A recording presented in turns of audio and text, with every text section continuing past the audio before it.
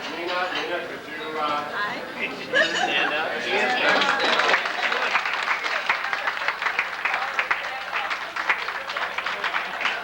Somebody said stand up. What? Stand up. We have John's son, Jeff.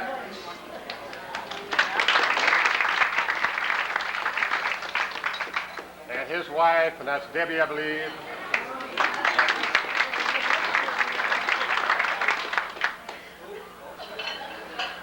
And we've got their son, Pat. Pat, where is Pat? Pat, there's Pat. And his wife, Maria. And let's see, we've got the daughter. Yeah, we have the daughter, Virginia.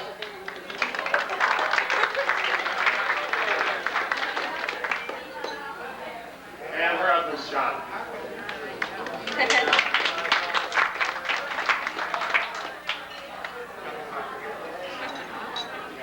Now, John Howell was a very special person to the General Electric Company, and probably even more special to the Neutron Devices Department. John is the original Neutron Devices person. There is nobody he's a pioneer in this area. There is nobody that goes back further in this program than John. 39 years with the General Electric Company.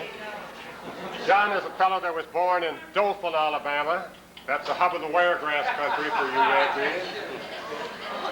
He graduated from Dothan High School, which probably not be a surprise to you. And he went to Auburn University.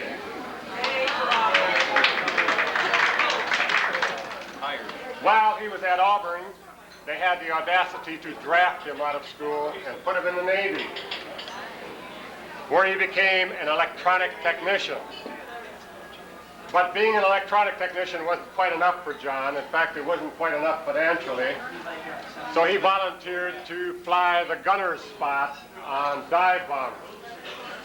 And John tells about these dive bombers with their radial engines that were right in your face, roaring to the point where you had to put cotton in your ears, so he's used to this environment. It was cold. It was cold, and just about the time when you didn't think you could stand the noise and the cold, these pilots would do their, these screaming dives. And you've seen it all, and that was John. When he came back, he continued at Auburn University. But this sort of thing just doesn't do, in my mind, justice for John, so I have done his history in poetry for you.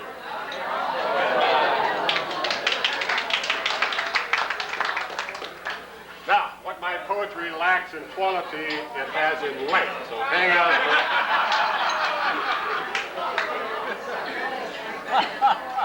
I call this poem, or refer this poem to John Casey Jones Howell, the best of the engineers. And it goes on to Casey Jones with a hot rod, who roared down the rails and nothing dared get in his way. And we who know John see a startling resemblance to the way that he worked every day. I met this modern legend in the cold of the north, in a town which is known for its beer. I was assigned as his tech. And I'll never forget the first day when he did appear. He flew through the door, and he perched on my bench. I had data on some tests I had run. He scanned it in seconds, and he said, "What is this crap?" And I knew I was in for some fun. I explained that this data was a result of an experiment designed by an engineer on our staff. He scoffed as he reviewed it and finally said, "This stuff is really a laugh." "When you finish this foolishness, I've got an experiment to do," he exclaimed with a gleam in his eye. I knew I'd better shag it and get to his work, or I'd soon be saying goodbye. Dial Bishop had told me of what to expect. "He's a dynamo," he said with a smile. "If he doesn't drive you bonkers, you learn many things."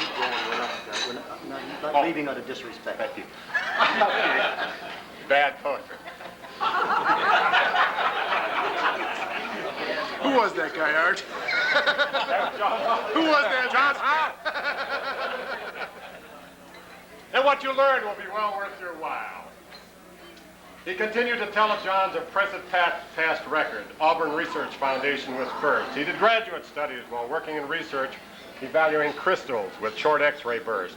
Another major project involved an analog computer. They were pioneers in developing this skill. The technologies involved were highly complex, and the government was paying the bill. The project moved to Penn State, and they took John along. His achievements continued to grow. He began developing Geiger tubes and proportional counters while he studied up there in the snow. Working with those Yankees was a different experience. Along with wearing those overcoats and boots, he found it hard to believe that when Yankees ate turnips, they actually ate the damn roots.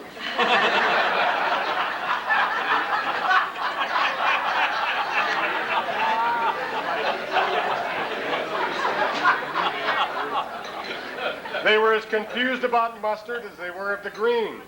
They were hooked on those burgers and dogs. If you offered that food to the folks back in Dothan, they'd feed it to the chickens and the hogs.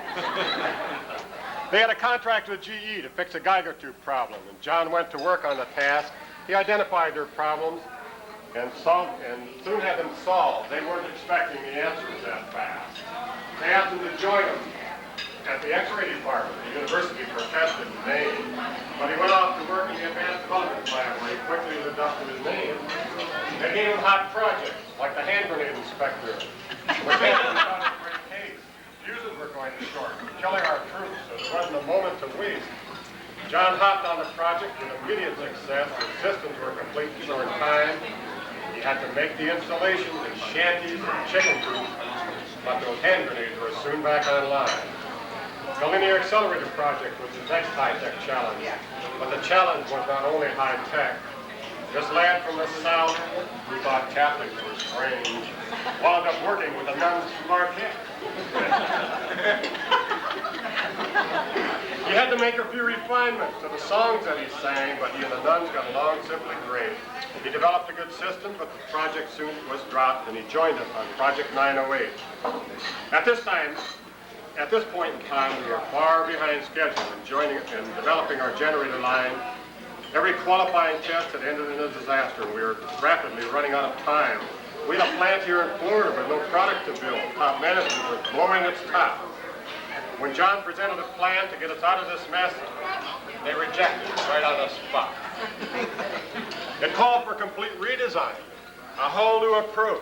They certainly didn't want to hear that. Time just did not allow for these radical approaches. But John knew just how to react.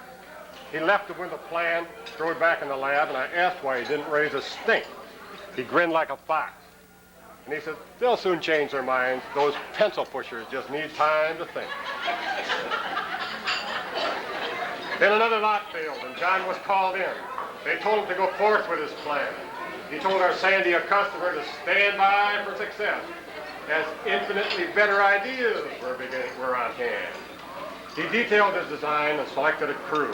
My name was one of the 5 names selected was mine. He announced to the crew that all he needed from us was to do infinite work in finite time. He drove us for results like a National League coach. We shagged him did just what it said. With his shirt tail flying wildly, he called every shot. It was the first time we had really been led. 6 hard weeks later, the units were finished and submitted for qualifying tests. They passed with flying colors and proved beyond doubt that this guy was one of the best. I worked at the site for 11 great years, and the experience I'll never forget. He gave me the title of orangutan and said, get a degree. And I wouldn't have if we hadn't met. During those years, I was his student and disciple. I saw him do things I couldn't believe. His approach to solving problems were effective and efficient. It seemed there was nothing he couldn't conceive. Then he transferred to Florida with the rest of the gang, where they have procedures for all that you do. It was like taking a tiger from the forest of Bengal and locking it up in a zoo. Now, NDD is a place where we pride in the way that we structure our way to each goal. But we need to remember that an Edison or Steinmetz would have difficulty playing this role. I've studied these legends who founded GE. They were as opposite as the earth and the sky. But their approach to creativity had many similarities to this gent who sings Christmas carols in July.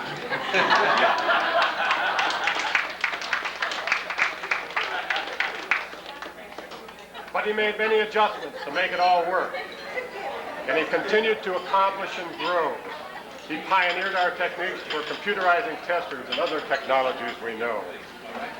He's been an enthusiastic critic of the approaches we take. He'll always say just what he means or what he thinks. If he reviews your designs or overall concepts, you'll usually detect a few kinks. Sam Newman remembers one classical case when John was reviewing an older design. John couldn't believe the way it was done. He said this guy was out of his mind. So Sam dug through the drawing to find the top sheet to see which of our designers had gone mad. When John saw his own initials, he was quick to respond that some of the features weren't really that bad.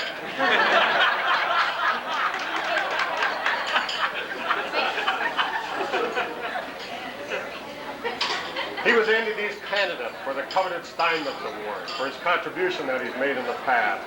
He holds a number of patents for his clever inventions and awards of excellence in performing his task. We're certainly going to miss him for all that he is as he goes off to enjoy what he's earned. But if you've seen his new home or met his lovely wife, Nina, you'll feel warmly instead of concerned.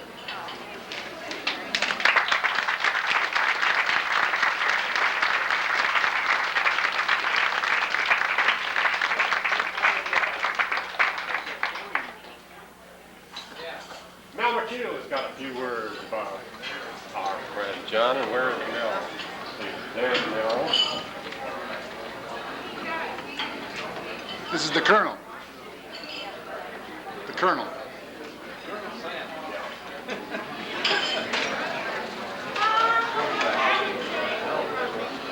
I have a little John Howell story.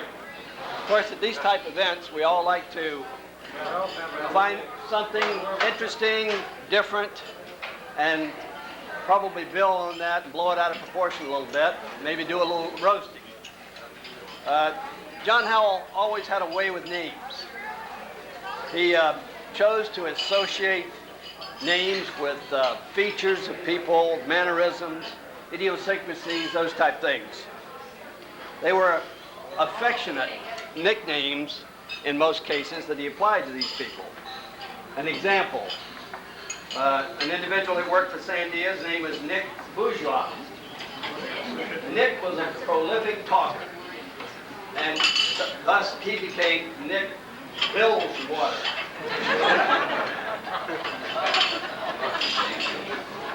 Another one, Bob Lehman. Now, Bob had sparse strawberry-colored hair. Thus, he became red-headed, bald-headed guy.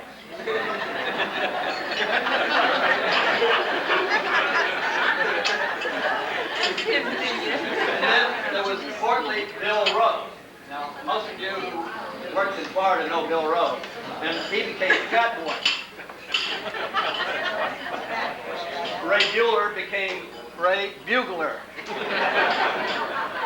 Dick Lois was Tricky Dick. We had an individual up in Milwaukee named Bob McBroom. Now, Bob had handlebar mustaches, which he waxed rather heavily, and he trimmed and trained.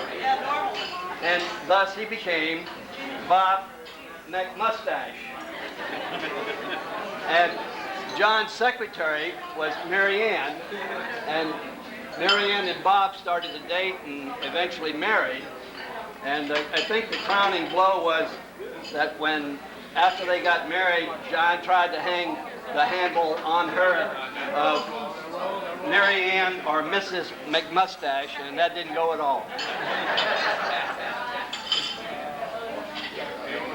A very favorite story of mine sort of puts in perspective John's ability to concentrate on the design problem. And he did a lot of his concentrating and his designing as he drove to work. On this one particular occasion, we had a rather heavy snowfall in Milwaukee, and a lot of the snow plows hadn't gotten out yet, and John was an early arrival at work. On this particular morning, the GE work crew had started to plow but hadn't finished the job. They had plowed the main drive and the walkway that curves around and leads up to Cooley Slab. And John was so deep in his thought and his design problem that he came in the gate, and he had a parking spot up close to the lab. He followed it right up, and then he saw this nicely plowed area, and he followed that, and it curved around and led right to the front door. The only thing was that John realized his mistake, and as he started to proceed or back up to the main parking area, he couldn't help but notice that he had a bunch of co-workers who were laughingly watched as he backed approximately 30 yards. But then again, what can you expect from a